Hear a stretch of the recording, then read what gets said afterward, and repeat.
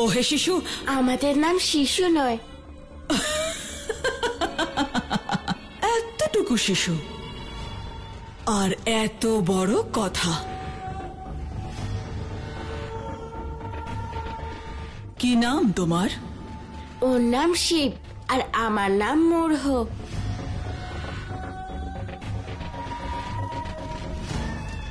এই মূঢ় আবার কে? ব্রহ্মা বা বিষ্ণু কেউই তো নয়। তাহলে ওরা দুজন কোথায়?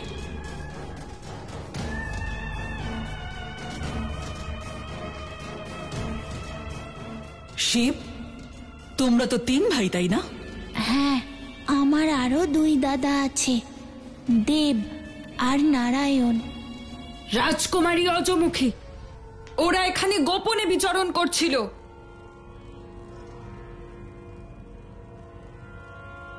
কেন এসেছো? কি জন্য এসেছো আর কিভাবে এসেছো? সত্যি করে বলবে। আমরা এখানে বাঘিনীর সন্তানদের নিয়ে যেতে এসেছি, গাছের মধ্যে যে পথ আছে সেখান থেকে। ওই যে দেখুন, ওই 2জন শাবক, ওদেরকে ফিরিয়ে দিন। আমি ওদের মাকে ওদের রক্ষার প্রতিশ্রুতি দিয়েছিলাম।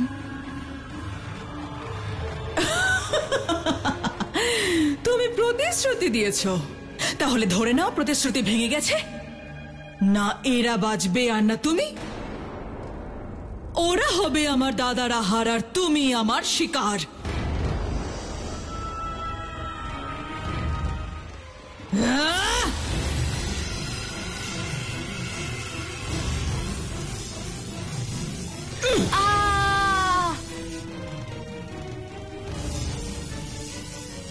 বাঁচাও মিত্র, রক্ষা করো। শিব, বাঁচাও আমায়।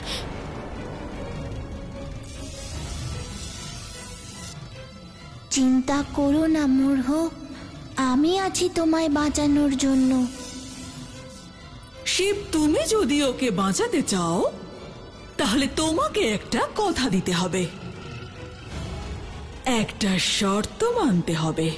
কি শর্ত সেটা আমাকে বলুন। শুনেছি শিব নাকি অক্ষরদানী, মিত্র আর ভক্তদের জন্য সবকিছু করতে পারে। যে যাই চাক না কেন তাকে তাই দিয়ে দেয়। তাহলে আজ সেই অঘরদানী শিবের পরীক্ষা। শর্তটা বললে তবেই তো বুঝতে পারবো যে এটা পরীক্ষা না পরিকল্পনা।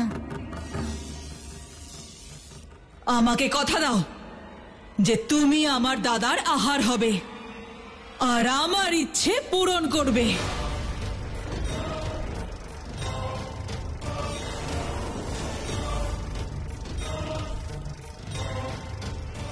না শিব, না, ওর কোনো শর্ত মানবে না, একদমই না।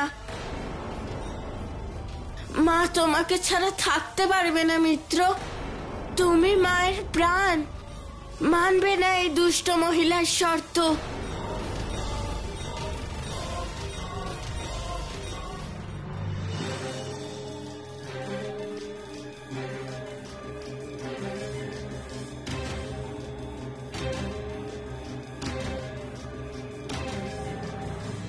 আমার মনে হয় দেবী পার্বতী আমার শিবকে আবার কিছু বুঝিয়েছে, আমাকে পরাজিত করার জন্য, আমাকে অসত্য প্রমাণিত করার জন্য।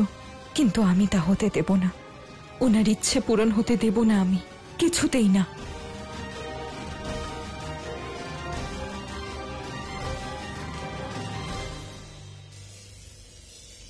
কথা দাও শিব, বলো কথা দেবে নাকি শেষ করে দেব ওর জীবন। আমার চিন্তা করো না শিব, যাই পরিস্থিতি হোক কথা দেবে না তুমি। উত্তর দাও শিব, কথা দেবে নাকি শেষ করে দেব।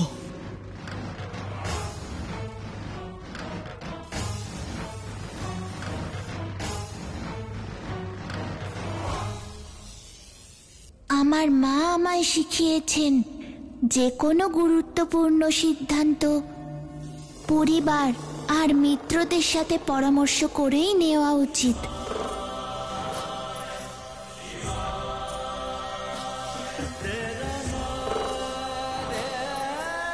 কোথায় আছে তারা? আমার সামনে আনো। এখানেই আছে। কিন্তু এখানে তো কাউকেই দেখতে পাচ্ছি না রাজকুমারী। আমার ক্রোধ দেখার পরেই তোমার মিথ্যে অহংকার চূর্ণ হয়ে যাবে। ডাকো, কোথায় আছে তোমার মিত্ররা? ডাকছি আমি।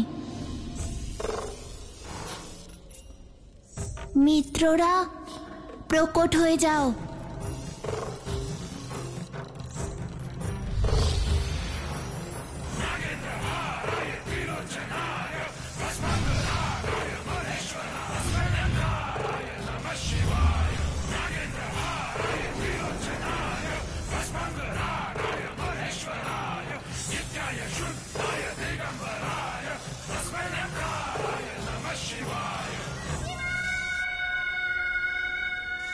কি এইসব?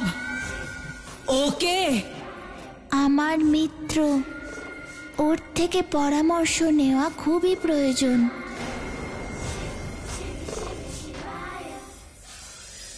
আমার মিত্র ত্রিশূল, আমার মিত্র বাসুকে আমার কি এই প্রতিশ্রুতি দেওয়া উচিত যা উনি চেয়েছেন?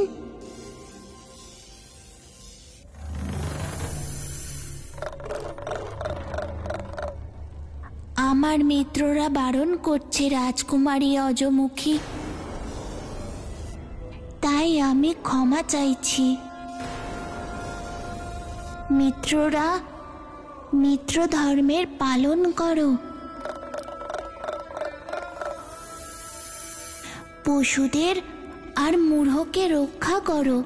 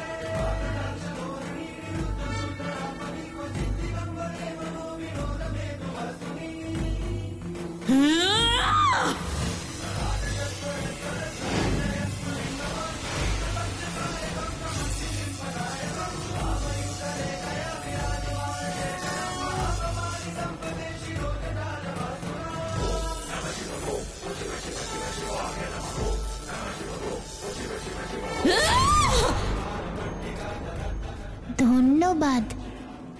এবার এই পশুদের এই আগুন থেকে রক্ষা করো মিত্র।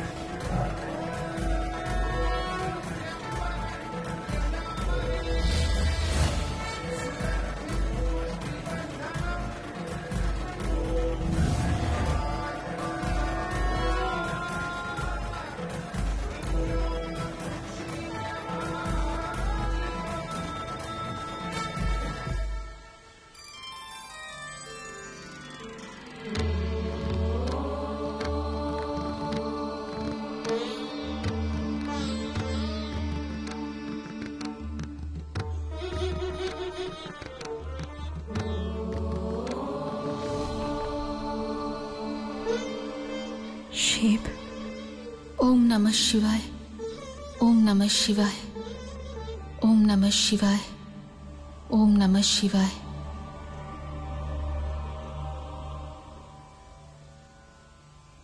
শিব।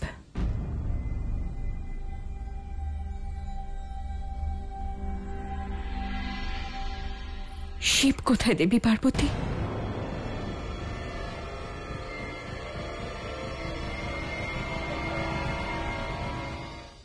ওনাকে আর মূঢ়কে তো আপনি আপনার সাথে নিয়ে গিয়েছিলেন না? হ্যাঁ, নিয়ে গিয়েছিলাম। আমার মনে হয়েছিল আপনি আবার ডেকেছেন শিবকে আপনার কাছে। উনি এখানে নেই, আমি ওনাদের ডাকিনি। বিশ্বাস করুন আমাকে। এখানেও নেই? তাহলে কোথায় গেল? হতে পারে উনি ধ্যানের স্থানে আছেন। ধ্যান ওনার সর্বপ্রিয় মুদ্রা। শিব ওখানে নেই দেবী পার্বতী। আমি সর্বত্র খুঁজেছি, কোথাও খুঁজে না পেয়ে আমার মনে হলো হয়তো আমার কাছে আছেন।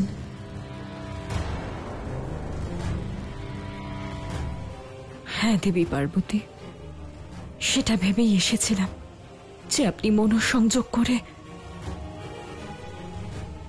শিবকে নিজের কাছে ডেকে নিয়েছেন।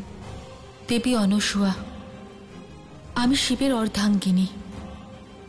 যদি আমার ওনাকে ডাকারই হয় তাহলে সার্বজনিকভাবেই ডাকব, এভাবে ছলনা করে নয়।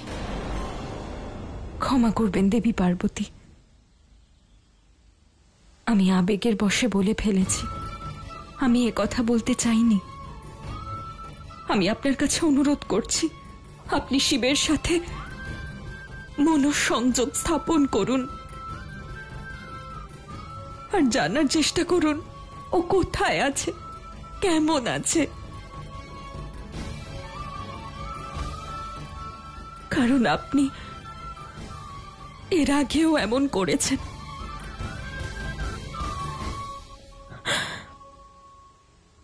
আপনি আদি শক্তি। আর উনি শিব, সর্বশক্তিমান শিব। সংকটের কাছে শিব সংকট হতে পারে, সংকটের জন্য শিবের কোনোদিনও সংকট হবে না। আপনি নিশ্চিন্ত থাকুন, উনি অবশ্যই ফিরে আসবেন। ও এখনো শিশু দেবী পার্বতী। তাই জন্যই তো এত কষ্ট পাচ্ছি।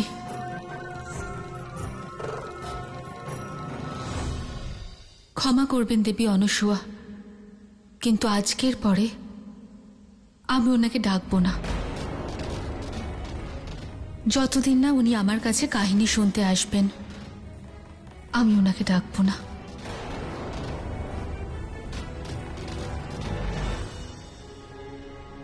আর হ্যাঁ, মনে পড়ল, আপনিই বলেছিলেন না শিব আপনার সাথে সম্পূর্ণরূপে জুড়ে আছেন,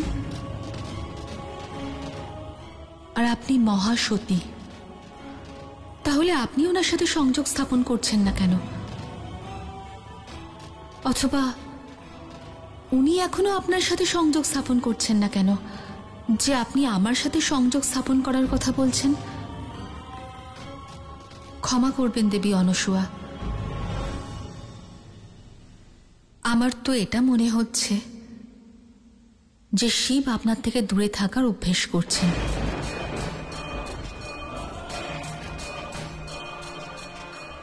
না, আমার শিব কখনো এরকম করতে পারে না। যদি না হয়ে থাকে সেটা আপনার জন্য মঙ্গল, আর হলে পরে আমার জন্য। কিন্তু শিবের পক্ষে মঙ্গল হবে যদি আমি ওকে খুঁজে বের করি।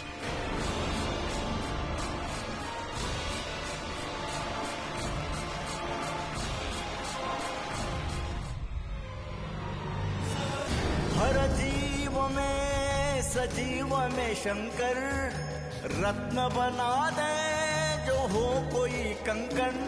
पशु पक्षियों के संगी साथी नाथ है सदा, कैलाशनाथ कृपावान होते सर्वदा।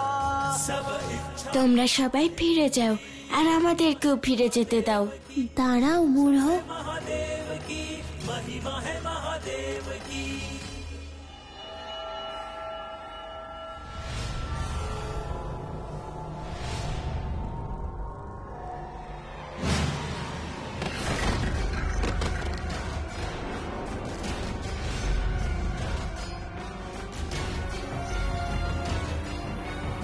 অসভ্য রাক্ষসীর দল, আমার এত বছরের তান্ত্রিক তপস্যা নষ্ট করে দিয়েছ তোমরা। এবার শাস্তি পাওয়ার জন্য প্রস্তুত হও।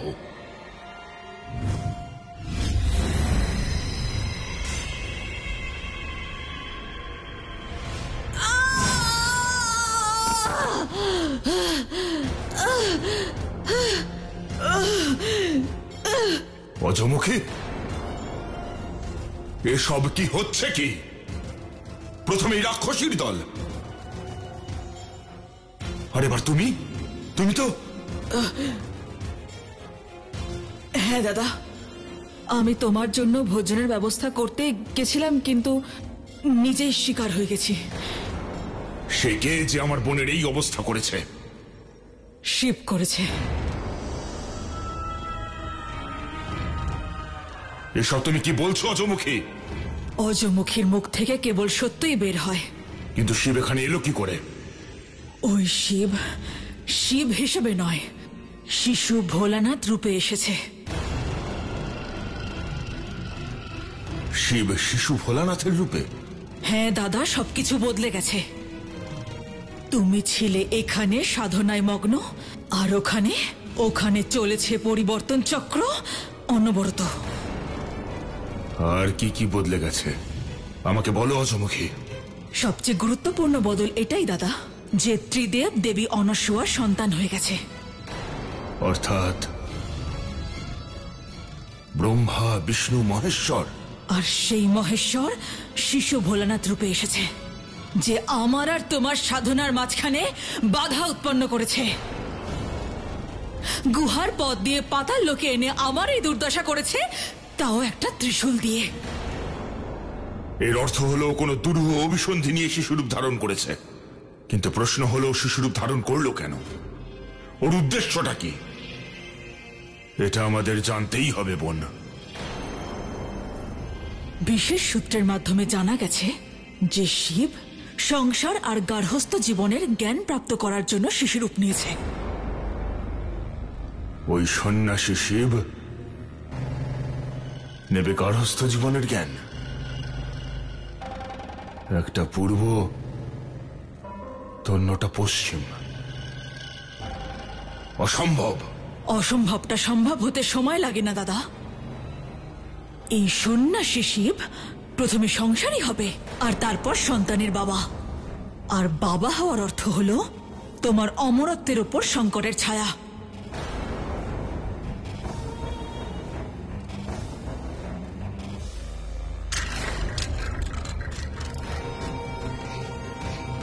এ আমি কিছুতেই হতে দিতে পারি না। ভালো হয়েছে, খুব ভালো হয়েছে যে তুমি আমাকে আমার এত বছরের তপস্যা থেকে জাগিয়েছ।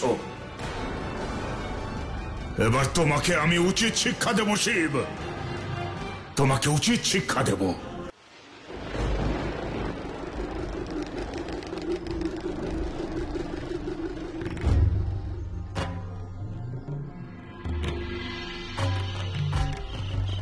আমি জানি আমি তোমাদের বুঝিও। আমি আমার মিত্রদের কি করে ভুলতে পারি? তোমরাই তো আসলে আমাদের জীবনকে রক্ষা করো।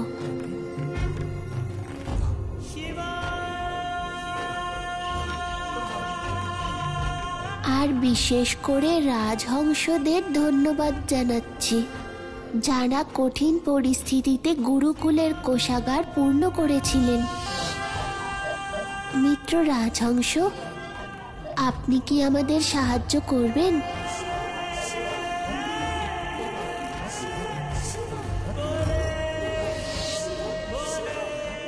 নিশ্চিন্তে থাকুন, আমাদের দেখা না হলেও একে অপরের সাথে সংযোগ থাকবে। আমি প্রতি মুহূর্তে আপনাদের পাশেই আছি। আমি আপনাদের সকলের সুরক্ষার দায়িত্ব নিচ্ছি।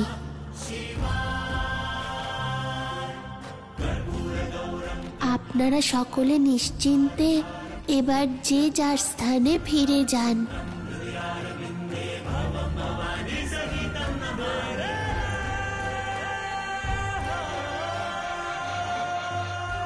এবার আমরাও গৃহে ফিরে যাই মূঢ়। হ্যাঁ মিত্র, চলো। আমি এত দূরে চলে এলাম, শিবকে কোথাও দেখতে পেলাম না। কোথায় চলে গেল?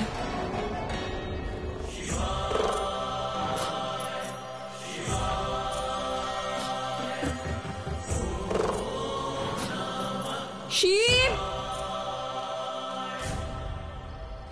শিব, শিব,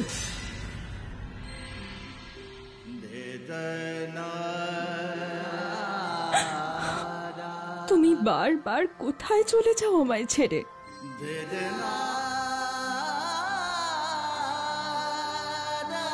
আমি তোমাকে ছেড়ে কখনো কোথাও যাব না মা, সব সময় তোমার সাথেই থাকবো।